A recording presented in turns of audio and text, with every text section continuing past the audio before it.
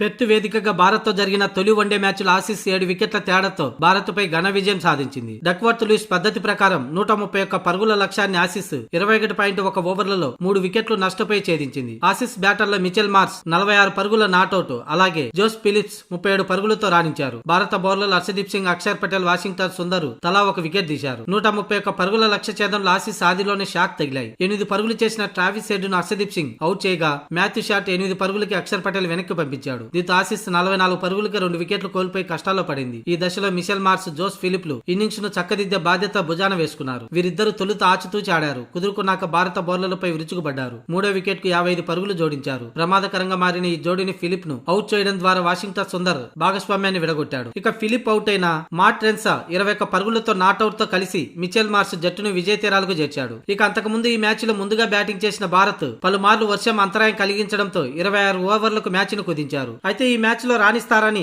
అందులోని 7 నెలల తర్వాత గ్రౌండ్ లో బ్యాటింగ్ కు దిగిన రోకో జోడీ ఏమాత్రం ఆశించదగ్గ ప్రదర్శన చేయలేకపోయారు. రోహిత్ 8 పరుగులు చేయగా విరాట్ కోహ్లీ ఒక్క పరుగు కూడా చేయకుండా పెవిలియన్ చేరాడు. ఆ తర్వాత వచ్చిన కొత్త కెప్టెన్ శుభమన్ గిల్ సైతం 10 పరుగులే చేసి పెవిలియన్ చేరాడు. ఇలా టాప్ ఆర్డర్ పూర్తిగా విఫలం కావడం టీమిండియా భారీ స్కోర్ సాధించలేకపోయింది. మొత్తంగా నిర్ణీత ఓవర్లలో 9 వికెట్ల నష్టానికి భారత్ 136 పరుగులు చేసింది. కేఎల్ రాహుల్ 38, అక్షర్ పటేల్ 31 పరుగులతో రాణించారు. చివర్లో నితీష్ కుమార్ రెడ్డి కేవలం 11 బంతుల్లోనే 2 సిక్సర్లతో 19 పరుగులు చేసి నాటౌట్ గా నిలిచాడు. మిగతా వారంతా విఫలమయ్యారు. మొత్తానికి భారత్ 3 వన్డేల సిరీస్ లో బ్యాటింగ్ పేలవ ప్రదర్శన కారణంగా తొలి వన్డే ఓడిపోవాల్సి వచ్చింది.